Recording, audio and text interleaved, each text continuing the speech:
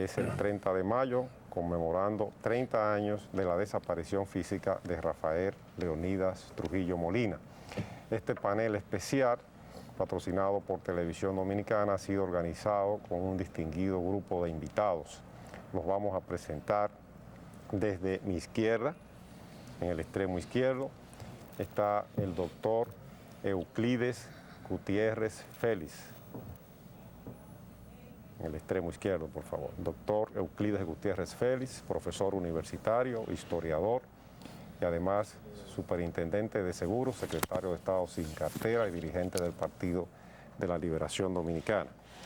A mi lado y al lado del doctor Euclides Gutiérrez Félix está el doctor Emilio Cordero Michel, profesor universitario también e historiador. Tanto el doctor Cordero Michel como el doctor Gutiérrez Félix son autores de obras de historia importantes y han profundizado en el tema de la dictadura de Trujillo, de la era de Trujillo. Aparte de que están preparando dos obras muy valiosas que saldrán próximamente. A mi derecha está don Manuel de Ovín Firpo, ingeniero, una de las personas que participó activamente en el complot que terminó con la vida de Trujillo hace 38 años y ya escucharán dentro de unos instantes su versión de los hechos de aquella noche del 30 de mayo del 61. Y también está con nosotros en el extremo de la mesa, en el otro lado, don Salomón Sanz, empresario, amigo de la familia Trujillo y que también está preparando una obra importante sobre la desaparición del dictador dominicano que gobernó este país durante 31 años. Vamos, antes de comenzar el debate, a ver unas imágenes del generalísimo, unos cuantos minutos, y después bajamos aquí a iniciar esta conversación. Adelante, señor director. The stern warning to make sure no strong lights flashed in the face of El Jefe was the only hint that this would be more than just another chance to see the great star shining in a different part of his sky. The benefactor was in a benevolent mood, and although interview is surely not the word for what followed, we were allowed to be present for a catch-as-catch-can performance, with Manuel de Moya supplying the English. Can I take a moment to ask you just one or two questions about the future of the Dominican Republic and the whole Caribbean area? Mientras aquí en el Caribe hayan dos bandoleros internacionales, Fidel Castro y Rómulo Betancourt, habrá inquietud y peligro en el Caribe. His Excellency said that while here in the Caribbean there will subsist two individuals that are practically madmen like Betancourt and Fidel Castro, the Caribbean area will be in a very suspicious way. Do you think any meeting at the Caribbean Summit would do anything to reduce tensions in the Caribbean? La reunión del Caribe, no creo, no creo. He doesn't believe that. Fidel Castro es un loco. Fidel Castro is a crazy man, he's a madman, he's just unreliable, really, in other words. Y él dice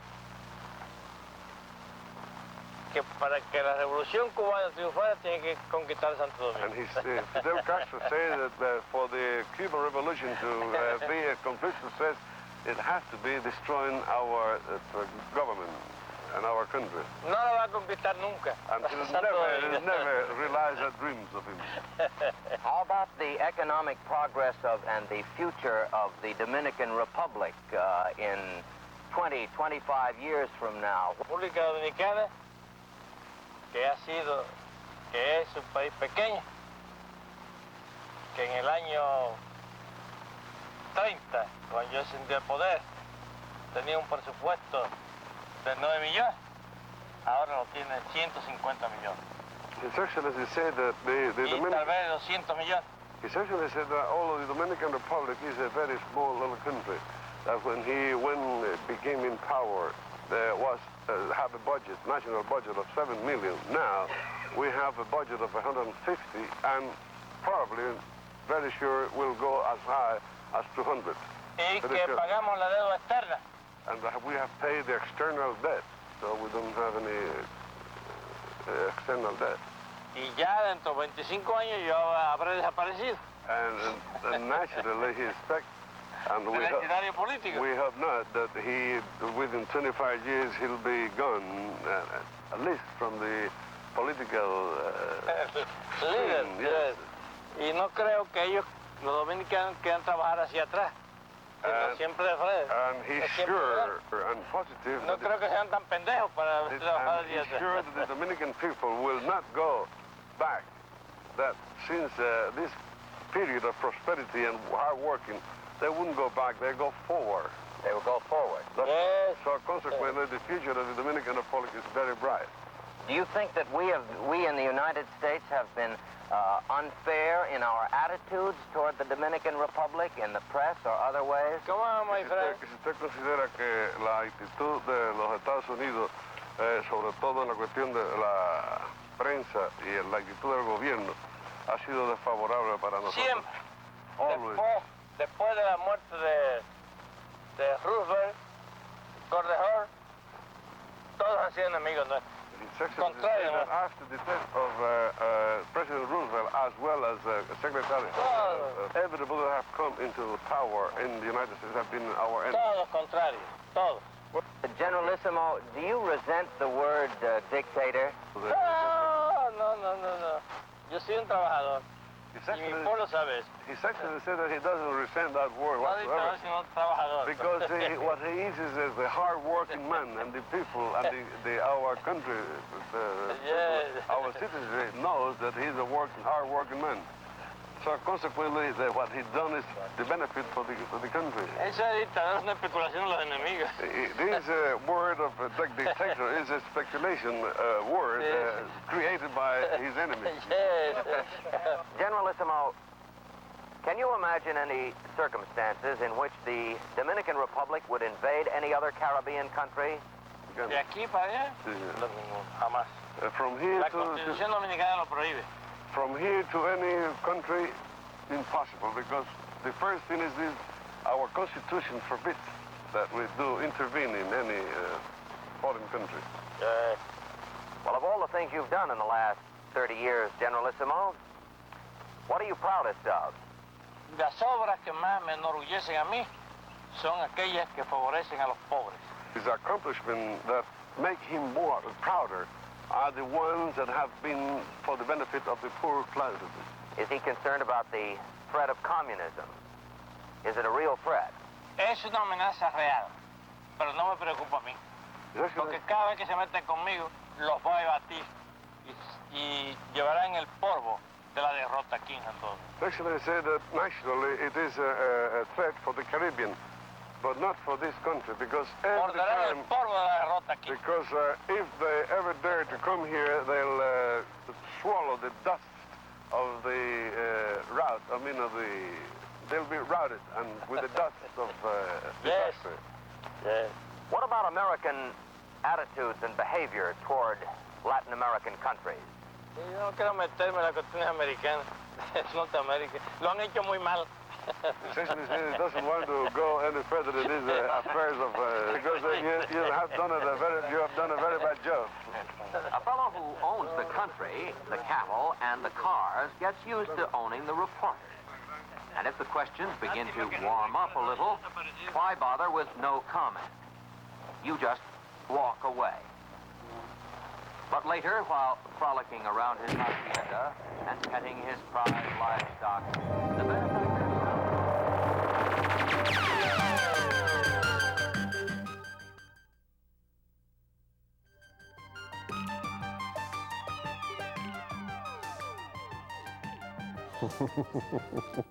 De la noche del 30 de mayo. Pero el señor director en el máster, por lo menos a nosotros, no nos ha hecho escuchar. Ojalá que intentara oírlo, ¿verdad? Para ver qué ustedes opinan de esos tiros. A ver si se parecen lo de hace 38 años. ¿Mm? Bueno, vamos a comenzar a hablar del tema del 30 de mayo de 1961. Y la gente aquí conoce algo. Algunos conocen mucho, son los menos. la gente más estudiosa del tema, pero también hay mucha confusión sobre lo que ocurrió y por qué ocurrió la muerte de Rafael Leonidas Trujillo hace 38 años. Por ejemplo, en estos días hay un debate sobre un tema que yo creo que es de mucho interés, porque incumbe a un líder político dominicano muy importante que ha sido presidente de la República varias veces, es al doctor Joaquín Balaguer. Es un tema de mucha actualidad. Él era el presidente de la República desde el 3 de agosto del año 1960, porque era el vicepresidente primero desde el 16 de agosto de 1957. En un desfile que, por cierto, se hizo ese día, creo que Euclides desfiló como militar, ¿verdad?, de la Reserva Militar. Vi en la lista cuando tomó posesión. Sí. Cuando tomó posesión Negro, ese era el servicio militar obligatorio. Héctor Bienvenido Trujillo y el vicepresidente Balaguer en el 57. Bueno, pues el presidente Balaguer era el presidente del 60 y se dice que él estaba enterado del complot. A mí, Tutin Sánchez, el general Tutin Sánchez, me dijo que sí, que Balaguer sabía. Tutin Sánchez. No era Tutin. No, es Tutin. No, él me corrigió varias veces que era Tutin. Ah, no sabía. Él personalmente. Tutin, él. Sí. Pues yo siempre dije Bueno, Tutin. pero él me dijo a mí, no, Víctor, es Tutin. Antes de morir, unos meses antes, me dijo que el presidente Balaguer sabía.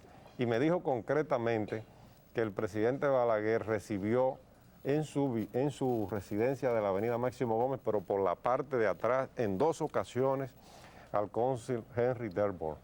Y que eso se lo dijo a él, a Tutin Sánchez, Johnny Aves García, que por órdenes de Trujillo tenía que espiar a mucha gente, entre ellos a Joaquín Balaguer. Pero en estos días, Tomás Báez Díaz, que es hermano de Miguel Ángel Báez Díaz, Miguel Ángel Báez Díaz falleció fruto de las torturas que le hicieron en la cárcel a 40 después de la muerte de Trujillo. Don Tomás Báez Díaz, que también estuvo preso, afirma y reitera cuando el doctor Joaquín Balaguer lo niega, porque Balaguer lo ha negado, le reiteró que sí que Balaguer sabía. Hay cosas como esas que hay que tratar y hay muchas otras más. ¿Se disparó o no disparó Trujillo? ¿Cuántos sobrevivientes realmente hay? ¿Cuántos héroes hay? Las armas que se utilizaron, el papel en esta conjura de extranjeros como Tom Stoker y Lorenzo Berry, que nunca se han precisado. Lorenzo Berry es detenido por el Servicio de Inteligencia Militar después de la muerte de Trujillo, lo interrogan, saben que él está en el complot porque ya Huáscar Tejeda y otros más han declarado y no le pasa nada. En fin, yo creo que hay muchas cosas que precisar, independiente de que hablemos de la era de Trujillo.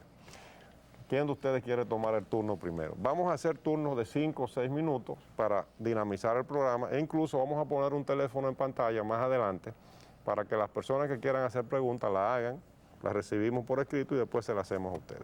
El doctor Gutiérrez Félix. Bueno, Víctor, debo darte las gracias por la invitación a este programa y la compañía de estos distinguidos caballeros a quienes les tengo afecto personal, particularmente a cada uno de ellos, y tengo casi vínculo de una amistad de tantos años familiar. A tratar este tema histórico de tanta importancia todavía en la vida de nuestro país.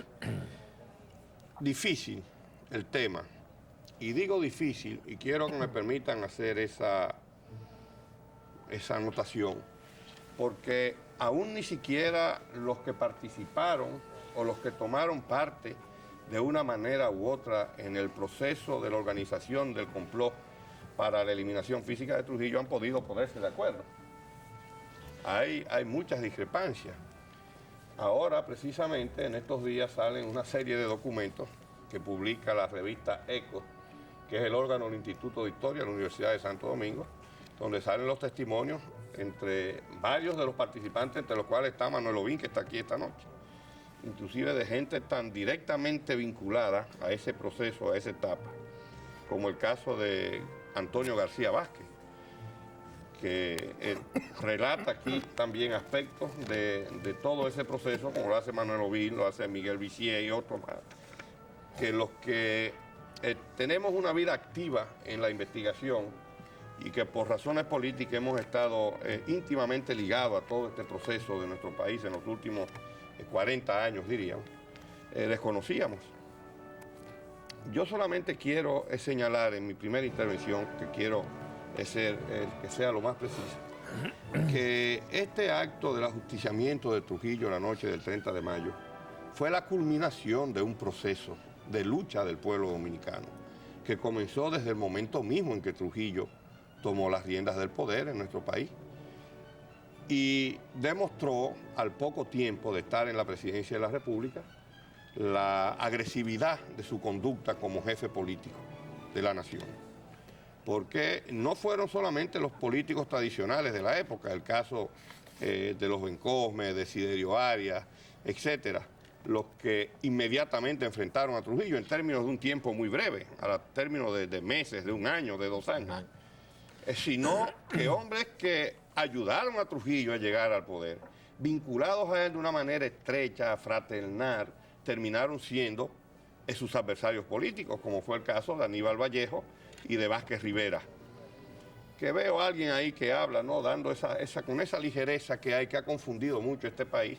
Ponen a Aníbal Vallejo como capitán, a Vázquez Rivera como mayor, Vázquez Rivera era general, jefe del ejército, protegido de Trujillo.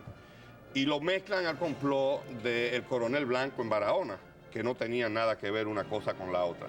Son de épocas diferentes. Y no solamente comienza ese proceso de enfrentamiento a Trujillo, a lo largo de sus 31 años de gobierno, en las filas civiles, el complot de Santiago, los movimientos que se hacen, los intentos el primer intento precisamente de darle muerte en la inauguración del puente Ramfis, en el año de 1934-35, cuando se inaugura el puente Ramfis, que viene a Santo Domingo inclusive un joven dominico cubano, hijo de dominicanos cubanos que pertenecía a las organizaciones que lucharon contra la dictadura de Machado, sino que en el mismo seno del ejército dominicano se complota de manera permanente contra Trujillo. Lo hace Enrique de Marchena, Eugenito de Marchena en el año de 1946, y con él se va una compañía entera de soldados y otros oficiales del ejército. Y culmina todo ese proceso en el cual aparece luego el movimiento encabezado por Rafael Esteves Cabrera, por Fellito Esteves, abogado de origen mocano que vivía en Santiago, a quien conocí, con quien hablé muchas veces siendo un joven estudiante de Derecho, también con la intención expresa de darle muerte a Trujillo. Y entonces entronca todo esto en este escenario internacional, el triunfo de la Revolución Cubana, el advenimiento de la Revolución Cubana, los graves errores económicos del régimen de Trujillo, ya en esa etapa del CENIC, que va del 50 al 60, los gastos inmensos de la Feria de la Paz, el establecimiento de la fábrica de armas, que fue un tonel sin fondos, porque la materia prima para poder hacer las armas y las cosas que él tenía que comprarla afuera y disponer entonces de los ingresos en dólares que tenía para distraerlos en vez de invertirlos. Y que en realidad el régimen ya se había hecho tan viejo que no podía darle salida en el orden económico a una juventud de esa pequeña burguesía urbana que egresaba en términos numerosos de las escuelas normales del interior del país, que quedaban sin empleo, no podían darle empleo ni podían venir a estudiar a la universidad. Los que pudimos venir a estudiar a la universidad en el año de 1960, en el año 1955, cuando yo hacía el primer año de Derecho, habíamos solamente 3.000 estudiantes en la Universidad de Santo Domingo. Y de mi grupo de jóvenes que nos hicimos bachilleres en Montecristi, solamente 6 de 20 y pico pudimos venir a la universidad. Entonces iba generando al mismo tiempo un descontento en el orden social.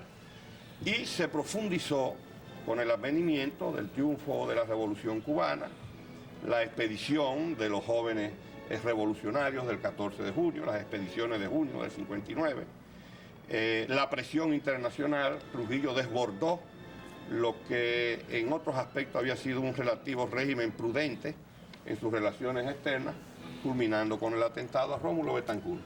Entonces, ese proceso va a entroncar con este movimiento conspirativo del año 59-60 que le pone fin a su vida en el orden físico. Yo voy a concluir para después decir los informes que yo tengo y los testimonios de cómo se organiza ese proceso al margen de lo que digan los demás participantes y quiénes son, a mi criterio, los inductores ideológicos de ese complot. Bien, entonces, ya que el doctor Emilio Cordero Michel está aquí al lado del doctor Euclides Gutiérrez, debería ser el próximo, ¿verdad? Adelante. Bien, yo voy a insistir en algo que Euclides tocó por arriba, por encima, que es lo que yo llamo la crisis histórica del régimen.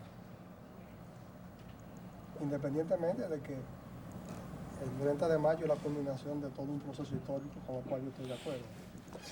Es que este régimen ya por sus características represivas, por su política económica desviada, se había convertido, y por su política agresiva en el Caribe.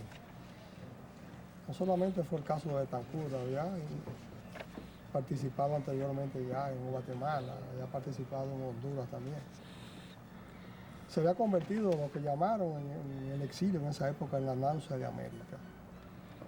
Así eso ocurre en un momento en el que la Revolución Cubana, con Fidel Castro, inicia una política de nacionalización de la propiedad agraria, de gran latifundio cañero, propiedad norteamericana. O sea, la puesta en ejecución de las leyes de La Plata, que se dictaron en Sierra Maestra. Y aunque al principio los norteamericanos apoyaron a Fidel, con esas medidas ya comenzaron a poner en remojo su barba. Y con el incremento de las medidas revolucionarias de Cuba y el atentado a Betancourt fundamentalmente, los norteamericanos deciden salir de los dos. O sea, la Convención de Costa Rica se hizo originalmente para tocar el tema de Cuba, no el de República Dominicana. Y el gobierno venezolano, con cierto apoyo de México y otros países, quienes presionan para que se conozca el caso de la agresión de Trujillo al presidente Betancourt. Ahí se decide salir primero de Trujillo, que era el principal problema del Caribe. Y es cuando se aprovecha entonces todo un movimiento que se venía gestando aquí desde hacía tiempo. No se puede decir que fuera un movimiento político con una base teórica, sino un movimiento conspirativo. Y es cuando, no por casualidad, se le da el apoyo a los llamados disidentes, que era el grupo en el cual estaban Antonio de la Maza, Juan Tomás Díaz y el grupo de participantes en la gesta del 30 de mayo. Ahora bien, esto quiere decir, como muchos consideran, que fue el apoyo decisivo del gobierno norteamericano el que provocó la desaparición de Trujillo. Trujillo desaparecía con apoyo norteamericano o sin apoyo norteamericano. Había un grupo de hombres encabezado por Antonio de la Maza que estaban dispuestos a todo. Y si no se hubiera dado el 30 de mayo, el 3 de junio hubieran hecho el intento en Moca, donde se iba a realizar un homenaje en honor a Trujillo como se acostumbraba en esos días. Y ahí Antonio de la Maza, sus hermanos, Antonio García Vázquez, León Teixeira Michel, Danilo Rodríguez, Reinaldo Rodríguez, un grupo de mocanos, Tunti Cáceres, iban a participar en un atentado contra Trujillo, que hubiera sido una masacre de haberse dado, pero no importaba las consecuencias. Ahora bien, de los hechos que tú hablaste, yo quiero señalar uno, el que está ahora en el tapete, que es el conocimiento de Balaguer, de la conjura. Yo entrevisté, junto con Eduardo García Michel y Miguel Visier, al doctor Rafael Valle Viñas, y tengo entrevista grabada. Y de esa entrevista sacamos lo siguiente. La hija de Antonio de la Maza, Lourdes, que sufría de hepatitis, la trataba este médico, el doctor Fellito Valle. Y Antonio le dijo que cuando tuviera oportunidad, sondeara a Balaguer cuál sería su actitud en caso de que Trujillo desapareciera de manera violenta.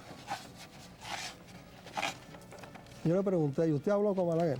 Y se lo dijo. Y él me respondió, no tuve oportunidad. Hay quien ha dicho que él se lo dijo, y que Trujillo dijo que Balaguer dijo que no lo había visto ese día, ni lo conocía.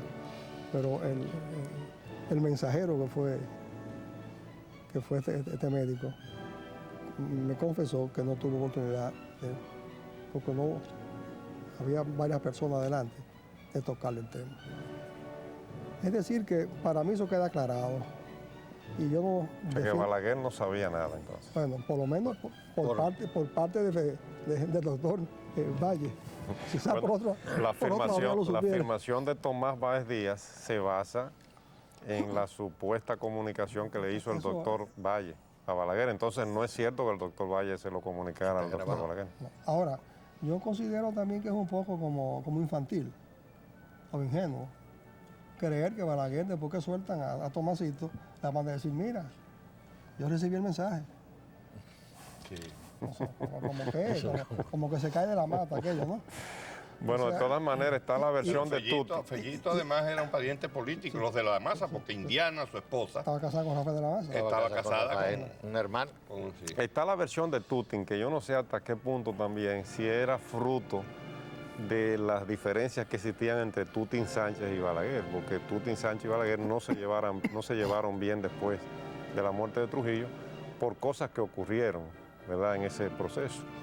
Y yo nunca le he preguntado al doctor Balaguer de ese tema tampoco, ni mucho menos, pero él lo ha negado naturalmente. Y en el libro Memorias del Cortesano es algo que la gente no se ha Yo creo que fijado. con lo que ha dicho Emilio, ya eso queda. Emilio dice que tiene la entrevista grabada. Pero hay algo, Fellito es un hombre de mucha ecuanimidad, muy vertical. Yo digo Fellito porque lo conozco desde niño, ¿no? Es un hombre muy ecuánime, ¿no?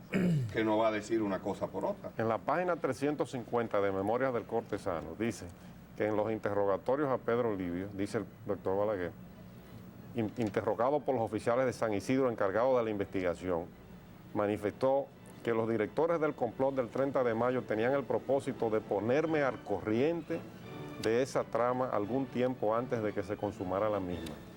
El declarante agregó que no sabía con certeza si se había cumplido ese propósito. Ahí está lo que dice Emilio, que no hay certeza de que lo supo o no, pero que sí estaba seguro de que el mismo primaba en el ánimo de varios de los conjurados, es decir, comunicárselo a Balaguer.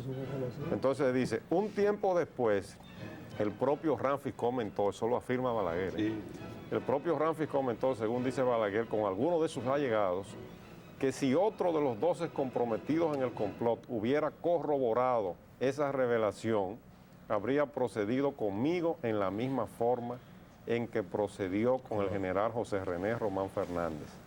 Afortunadamente, ningún otro de los conjurados hizo declaraciones que confirmaran esa denuncia, por lo que finalmente se desechó. Y él lo pone en una parte del libro donde él habla de que él es un protegido del destino. Podría ser que Víctor hubiera sido informado por el servicio de las agencias norteamericanas de seguridad que sí conocían del proyecto. ¿No, claro? Eso es difícil. Pero ¿qué podía hacer Balaguer también? No podía hacer nada. No podía hacer Por algo que dijo Emilio, ¿no? Creo que va a hablar Manuel ahora, por algo que dijo Emilio. El destino, el momento histórico de Trujillo estaba ya fijado. No había posibilidad ninguna. Y el primero que lo sabía, tengo la impresión, que era él. Era él. Y por eso se negó a irse del país, a buscar otra salida.